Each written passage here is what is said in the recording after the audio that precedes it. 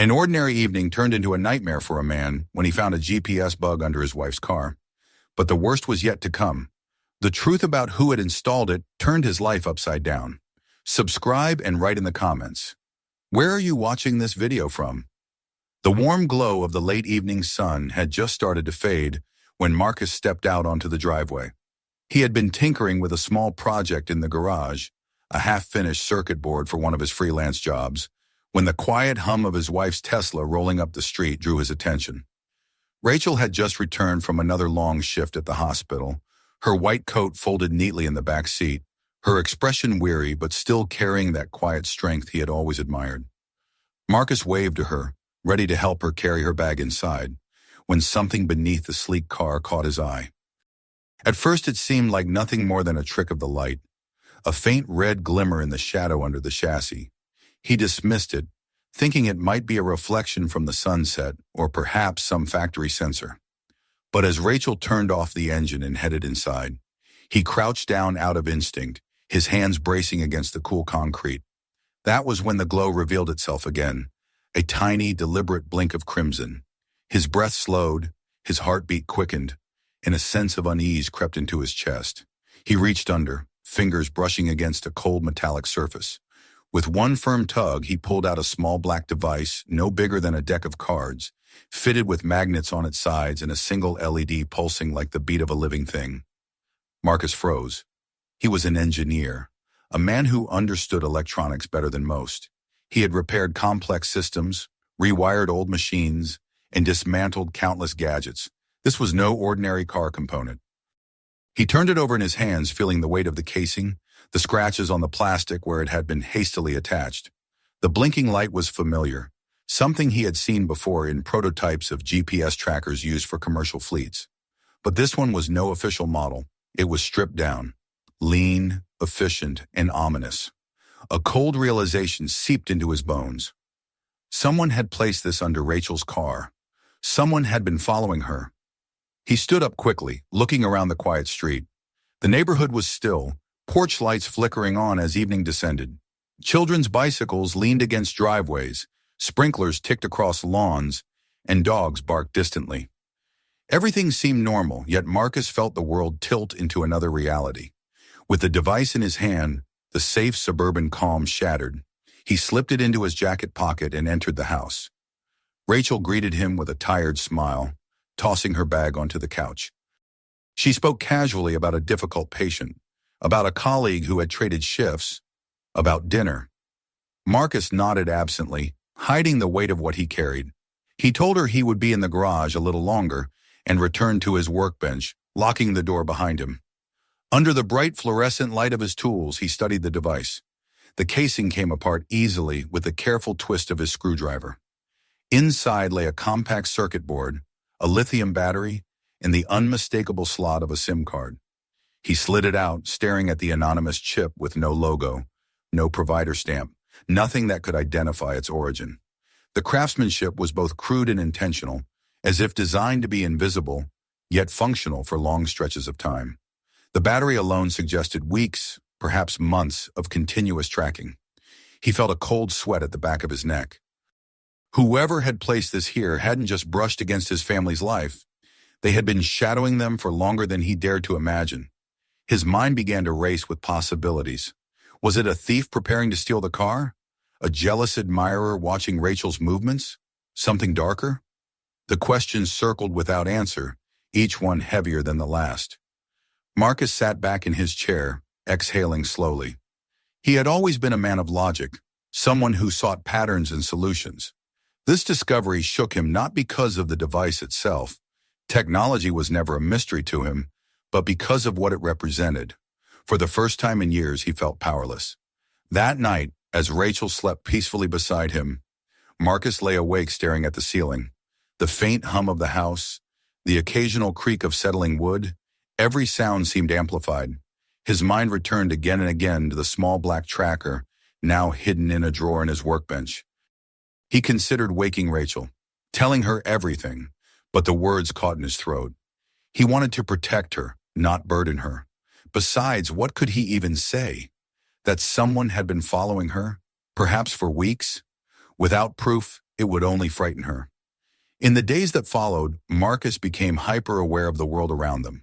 Driving to work, he checked his mirrors constantly, scanning for the same car trailing him for too long.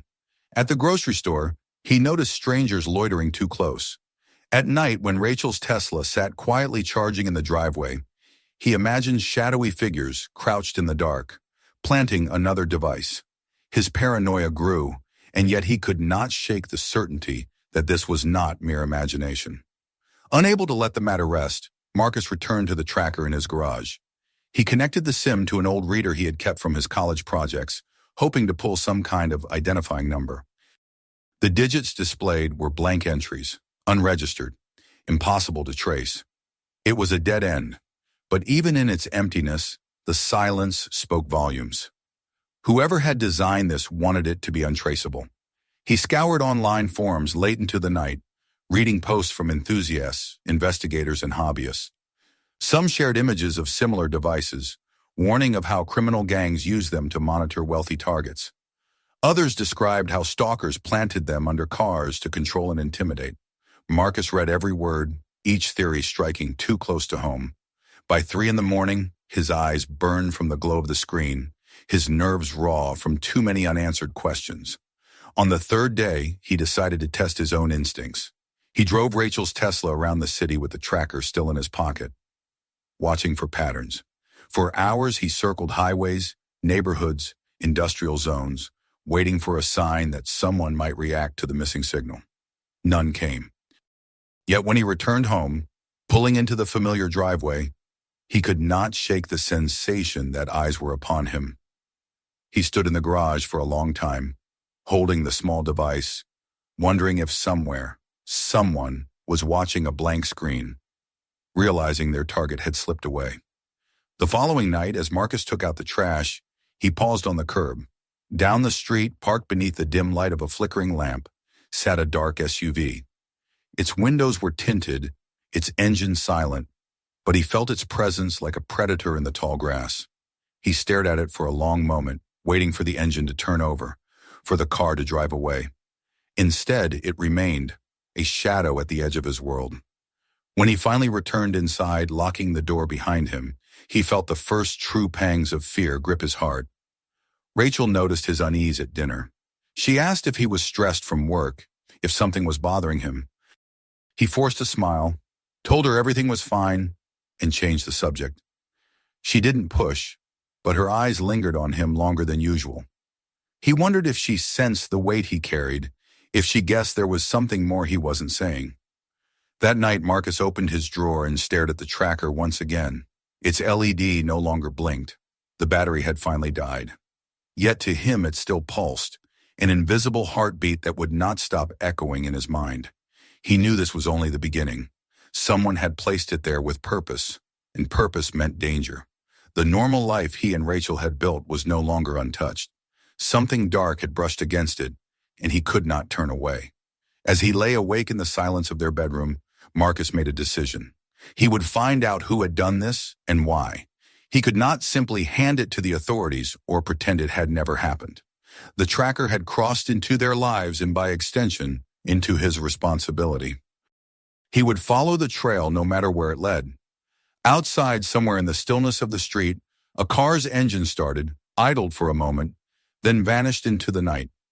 Marcus heard it faintly through the window and knew, with grim certainty, that the invisible threat had already drawn its circle around them. The following days unfolded with a strange heaviness, as if Marcus had stepped into a version of his life that looked familiar but no longer felt safe. Every creak of the house, every rustle outside, every faint engine on the street at night carried a different weight. He tried to tell himself that perhaps the worst was over, that the tracker he had found had been some random intrusion, a mistake, maybe even an ill-fated prank. But deep down he knew better. Once something like that crosses into your world, it does not simply vanish. The silence that followed was not a relief. It was the calm before a storm he could not yet see. It began with the SUV. He had noticed it that first night when he went out to the curb, the dark vehicle idling at the edge of the block. He had convinced himself not to jump to conclusions. Yet the next evening, when he came home from work, it was there again, parked 2 houses down, windows reflecting nothing but the dim yellow streetlight. He lingered by the front door, keys tight in his hand, watching for the smallest movement. The car stayed, quiet, predatory, and then left an hour later without a sound. He said nothing to Rachel, though she asked why he seemed distracted over dinner. He could not bring himself to lay the fear in her lap when she was already carrying the weight of long shifts and endless patience. The signs multiplied. One morning, when he walked to the garage, he noticed faint shoe prints in the thin layer of dust near the side door, larger than his own, angled toward the entrance. He crouched down, tracing the marks with his finger, his stomach turning as he realized they were fresh. Whoever had left them had been there the night before. The lock on the gate bore fresh scratches, as if someone had tried to tamper with it. He stared at the marks, feeling his pulse hammer in his ears, and for the first time in his adult life, he felt the presence of someone unseen, someone who wanted to breach the walls of his life. During the day, the world pretended to be normal. He went to work, his colleagues chatting about deadlines and weekend plans. He joined Rachel for dinner, listened to her stories about patients and hospital drama, tried to laugh with her about little things, yet behind his eyes his mind raced with suspicion. At the supermarket, he caught sight of a man in a gray hoodie who seemed to appear in 2 different aisles, moving when he moved, pretending to browse. On the highway, he noticed the same sedan behind him for 6 consecutive exits, and though it eventually peeled away, the tension in his chest did not. He began to feel like a man under siege, an ordinary engineer thrust into a game he did not understand. Rachel noticed his agitation. She would watch him double-check locks at night, glance out the window more often, scroll through his phone long after midnight. She teased him once, saying he was turning into a paranoid old man before his time. But there was an edge of concern in her eyes. He wanted to tell her everything about the device, about the SUV, about the tracks near their garage. But when he looked at her, exhausted and carrying the weight of so many others suffering from the hospital, he held his tongue. The words seemed like poison he could not release. Still, suspicion began to creep into his mind. He had noticed that Rachel often took calls outside lately. The phone would ring, she would glance at the screen, and then excuse herself with some casual excuse, stepping into the backyard or out onto the porch. Her conversations were brief but hushed, her expression unreadable when she returned. At night, when he rolled over in bed, he would see her scrolling through messages, turning the screen away slightly. It was not in her nature to be secretive. For the first time in years, he felt the sting of doubt. Was she hiding something from him? And was it connected to the device? The thought tortured him. Marcus had always trusted Rachel completely. Their marriage had been built on quiet resilience, on honesty and shared burdens. But the more he thought about the tracker, the SUV, the signs of intrusion, the more he wondered if his wife was not just a victim, but perhaps, unknowingly, at the center of whatever storm was approaching. His logical mind resisted the idea, but his instincts whispered otherwise. One night, as Rachel prepared for her shift at the hospital, Marcus lingered in the garage, staring at the drawer where he kept the tracker. Its dead shell still lay there, silent but accusing. He remembered the final pulse of its LED, the tiny heartbeat that had once marked their every movement. He could not let it go. He needed answers, and he would not find them by pacing the house like a caged animal. He returned to the notes he had made when he first tried to trace the SIM.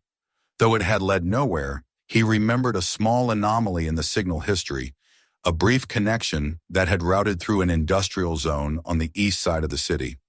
At the time, he had dismissed it as random interference. Now, with the SUV in his neighborhood and the scratches on his lock, he reconsidered. That location, that brief pulse, could be the place where whoever monitored Rachel's car had gathered information. It was a lead, fragile and uncertain, but it was something. The following evening, after Rachel left for her shift, Marcus drove his own car toward the industrial park. The sky was dimming, clouds hanging low and gray, the streetlights buzzing as they flickered on. The further he drove, the more the city around him seemed to die away. The neat houses and bright storefronts gave way to cracked asphalt, chain-link fences, and rows of warehouses with boarded-up windows. The smell of oil and rust carried on the wind.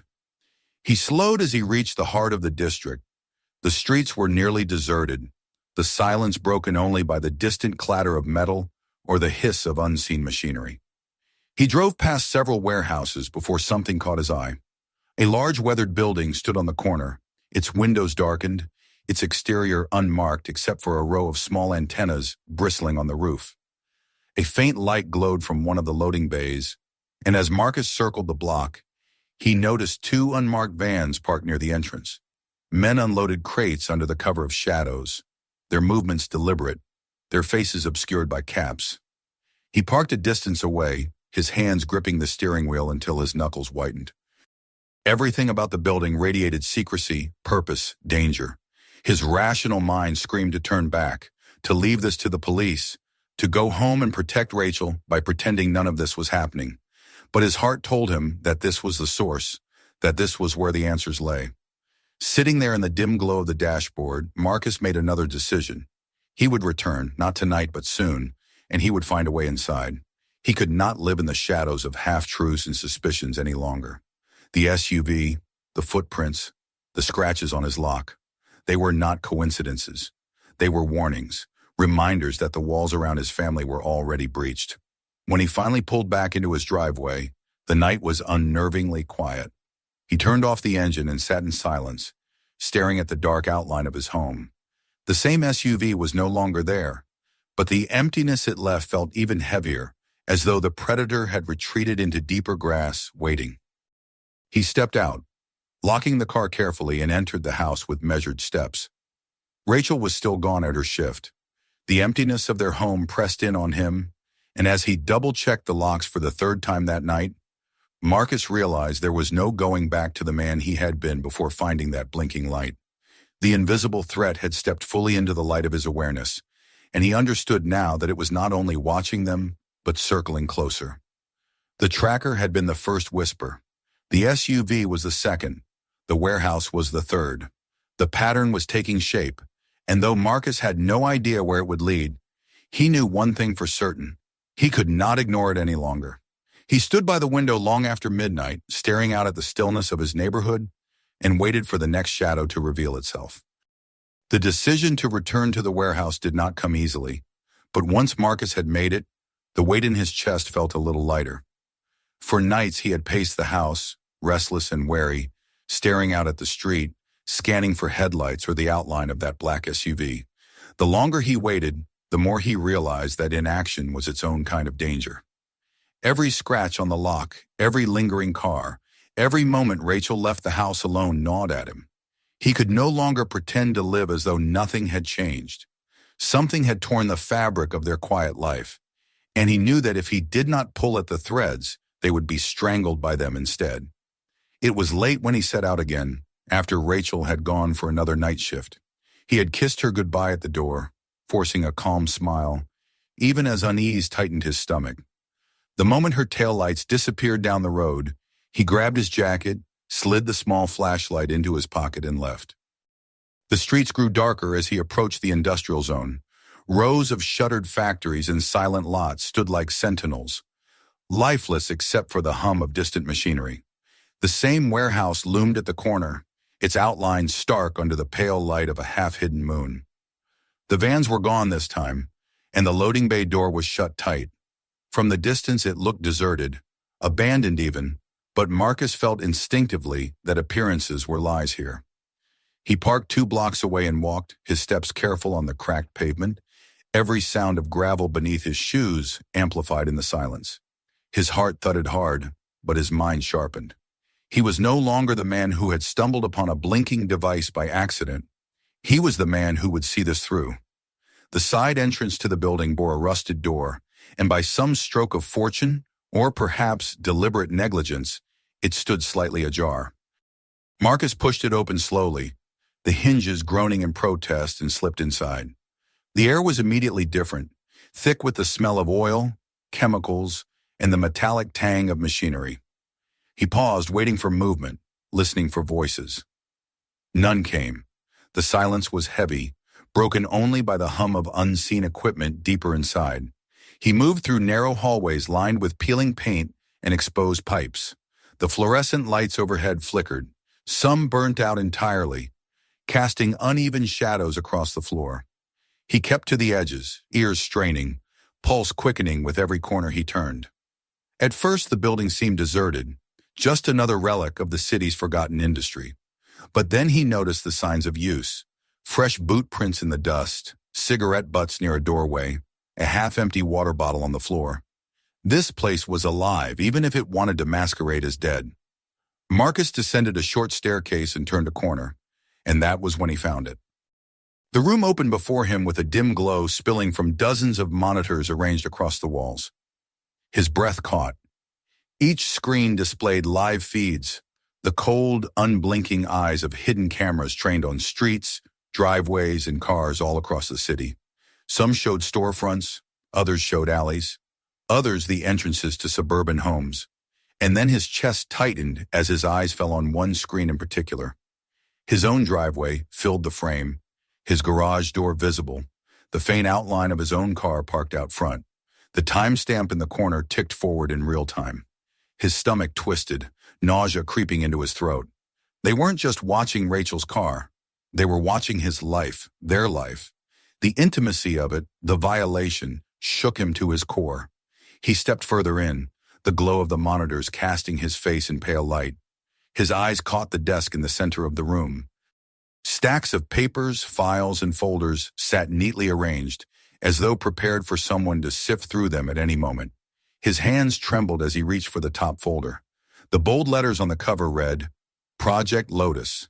He opened it, and his breath left him in a sharp exhale. Inside were photographs of Rachel, candid and invasive, taken from angles she could never have noticed.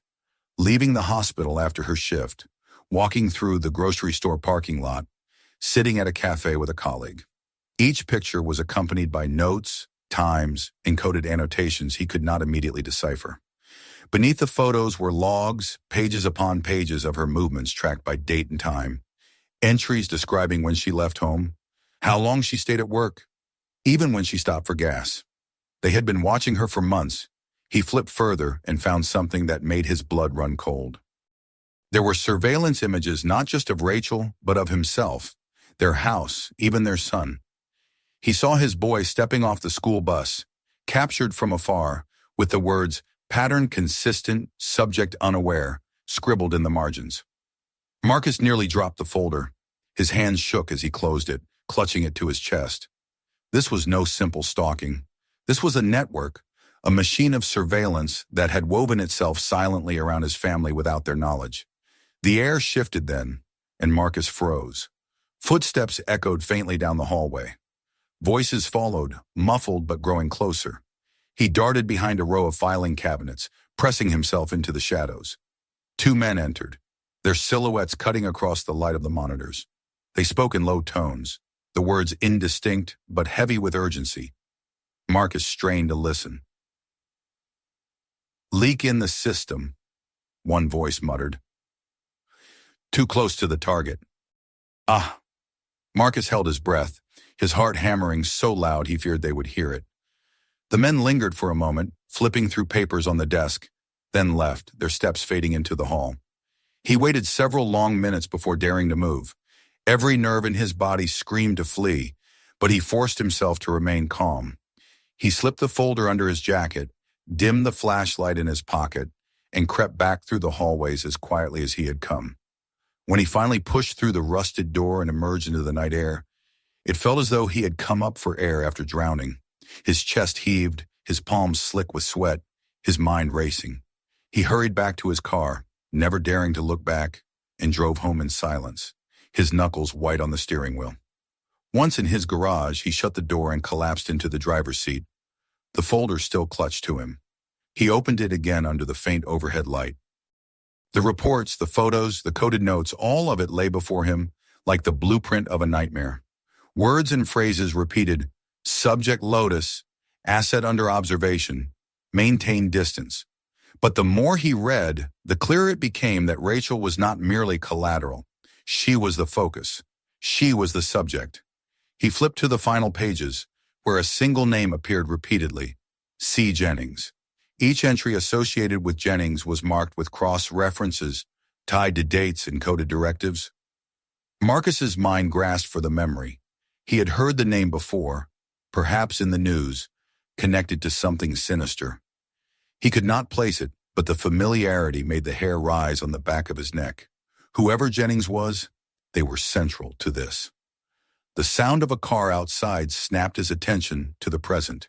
He killed the light, peering through the crack of the garage door. Two figures lingered near the edge of his driveway, their outlines faint in the dark. One spoke softly, but the words carried, "We need to get it back."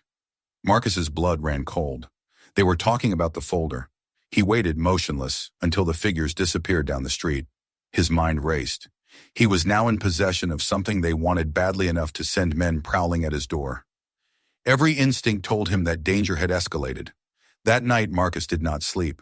He sat in the dim light of his garage, the folder open before him, pages spread across the workbench. His eyes scanned the coded language, the surveillance logs, the photographs of his wife. It was no longer a question of whether they were being watched, but by whom and why. The warehouse had confirmed what he feared. This was organized, deliberate, and dangerous. As the hours dragged on, the faint hum he had heard inside the building haunted him. It had come from behind a locked maintenance door, one he had not dared to open. He thought of it now, replaying the sound in his mind, wondering what lay beyond it. More equipment? More evidence? Or something far worse? By dawn, his course was set. He would return again, and this time, he would go deeper. He would not stop until he knew the full truth. Rachel was at the center of something vast and secret, and he could no longer remain in the shadows of ignorance.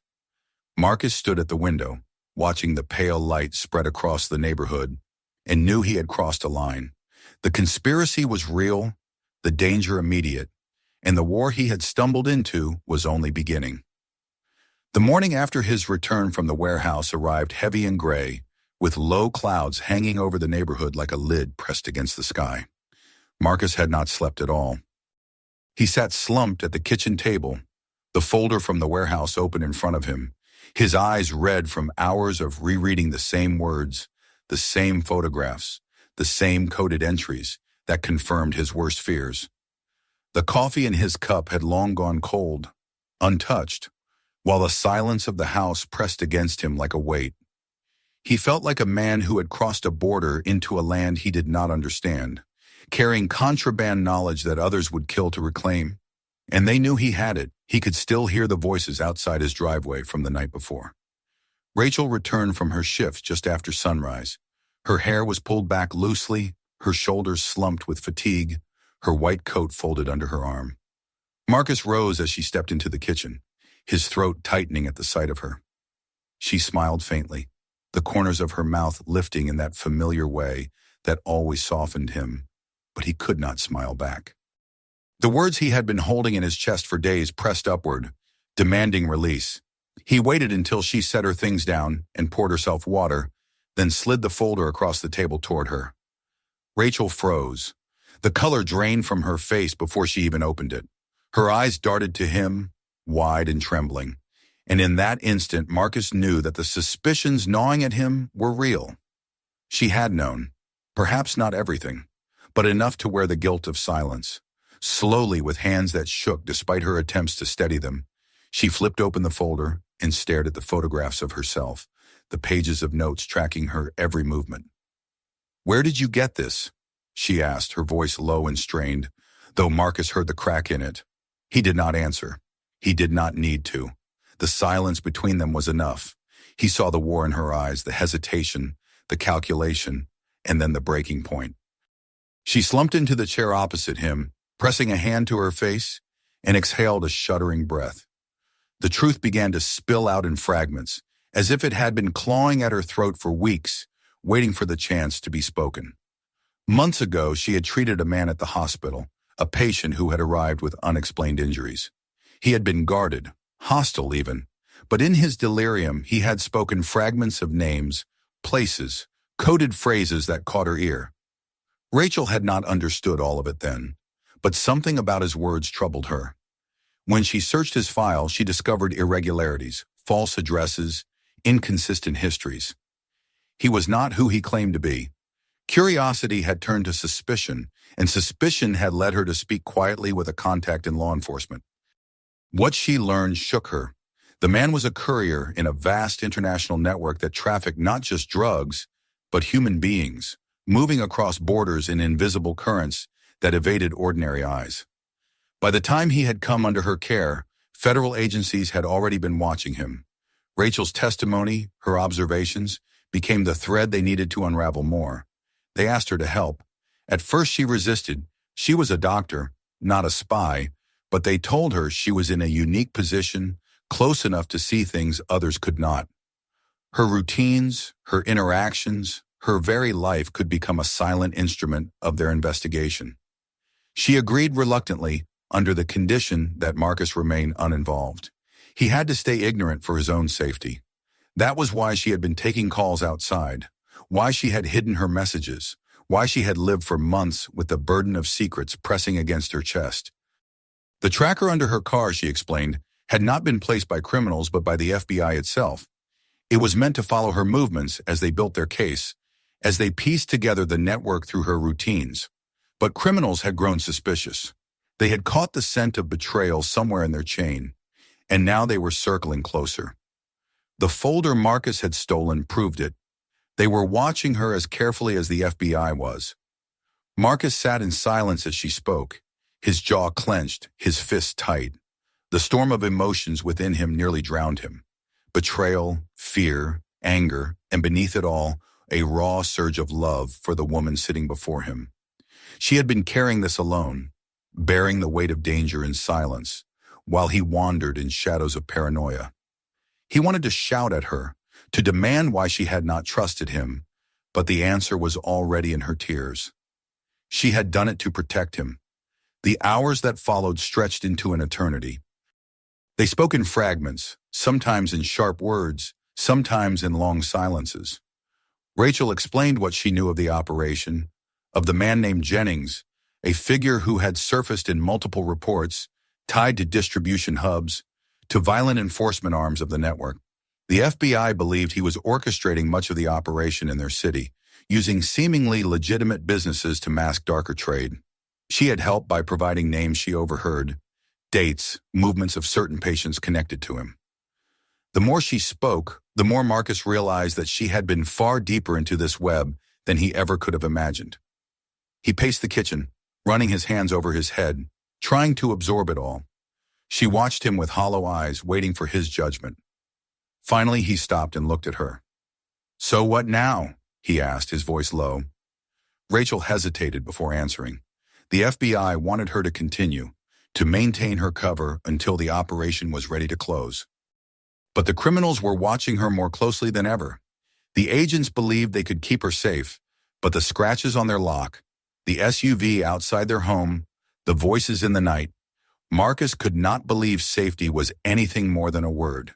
It left them with a choice, one that pressed against Marcus like a vice. They could continue trusting the FBI, walking the knife's edge of surveillance and secrecy, praying that the operation would end before the criminals made their move. Or they could disappear, vanish into the anonymity of another city, abandoning everything, living as fugitives from a shadow war not of their making. Marcus felt the pull of both paths. His instincts screamed to protect Rachel and their son above all else, to run, to escape. But another part of him, the part that had sat in the glow of those monitors at the warehouse, that had seen the photographs of his family cataloged like evidence, knew that running would not save them. This was too large, too vast. Shadows like these did not stop chasing once they were aware of you. That night the agents came. Rachel had called them after their confrontation, her voice steady, but her hand trembling as she dialed. They arrived in unmarked cars, their faces grave, their words sharp. Marcus stood beside her as they explained the state of the operation, how close they were to closing it, how vital Rachel's role had become. He wanted to hate them for using her, for letting her walk with a target on her back. But as they laid out the pieces of the network, he saw the enormity of it. If they succeeded, they would not just be protecting Rachel, but countless others unseen. The following day, Marcus and Rachel were brought to an FBI facility, a secure building where they could watch the culmination of months of work. Marcus sat beside his wife in a private observation room, their hands clasped tightly together as agents prepared to move. Screens displayed live feeds of teams suiting up, vehicles rolling out, coordinated strikes converging on multiple locations. The name Jennings appeared again, marked as a primary target. The operation unfolded with a tense precision. Teams stormed warehouses and offices. Suspects were pinned to the ground. Crates were pried open to reveal hidden compartments. Some moments stretched with danger. One man barricaded himself inside. Another attempted to destroy documents before he was pulled out in cuffs. Marcus felt Rachel's hand trembling in his grip, her eyes wide with fear, pride, and exhaustion. He whispered to her that it was almost over, that she was safe now, even as doubt gnawed at him. Hours later, as dawn broke over the city once again, the operation concluded. Jennings had been captured. The network's infrastructure had been torn apart. For the first time in months, Rachel exhaled without a weight on her chest. The next morning in a small ceremony, the FBI presented her with a certificate of recognition, a gesture of thanks for her courage and silence. Marcus stood beside her, pride and anger warring in his heart, but above all, a fierce love. She had carried a secret that had nearly destroyed them, but she had done it to shield them from a truth too heavy to bear. That evening at home, they sat together at the kitchen table for hours, speaking openly for the first time in what felt like years. They laid out their fears, their regrets, their promises. Marcus admitted his anger, his sense of betrayal, but he also told her how deeply he admired her strength. Rachel confessed her guilt, her fear that she had lost his trust forever, but Marcus reached across the table and took her hand, vowing that no matter what came, they would face it together. In the weeks that followed, their lives began to knit themselves back together. The shadows around the house dissipated, the SUV never returned, and the locks on the gates bore no new scratches. The silence of their street was once again only the silence of ordinary life. They cherished the routines they once took for granted: grocery trips, evenings on the porch, mornings with their son, laughter filling the house. Each moment now carried the gravity of what they had survived. One afternoon, as they watched their boy chase a ball across the yard, Rachel leaned close to Marcus and whispered, "He'll never know how close we came to losing it all." Marcus kissed her temple and replied, "And he never will." Their lives had been scarred by secrets, but in the scar lay a new strength. They knew now that the world could reach into their home without warning, that danger could arrive in the form of a blinking light under a car. Yet they also knew that together, they were stronger than the shadows. And though the memory of the conspiracy would never leave them, they had chosen not to let fear rule their lives. For the first time in months, as dusk settled over their quiet street, Marcus felt a peace that was not born of ignorance, but of survival. The truth had come, the choice had been made, and though the world beyond their fence still held dangers unseen, he knew that as long as they faced it side by side, they would endure. If this story kept you on the edge of your seat, make sure to hit that subscribe button so you don't miss the next shocking twist. Watch our other jaw-dropping stories waiting for you right now, each one more unbelievable than the last. And don't keep this one to yourself. Share it with your friends and see their reaction when the truth is revealed.